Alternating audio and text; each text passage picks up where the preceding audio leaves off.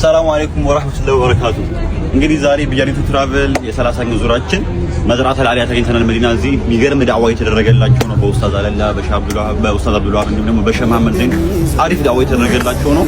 እንግዲህ መስከረም ላይ ያለን ቶሎ ከመዝገቡ ከመስከረም 13 እስከ 24 እንዳያመልጣችሁ። እንግዲህ አሳያችሁ ቦታ ሁልጊዜ ሮሮ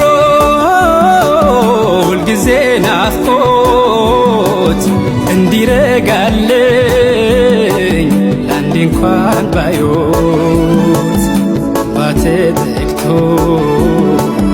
አይኔን አሞኛል አይኔ ማረፊያ ምን ይሻለኛል የአይኔ ማረፊያ ምን ይሻለኛል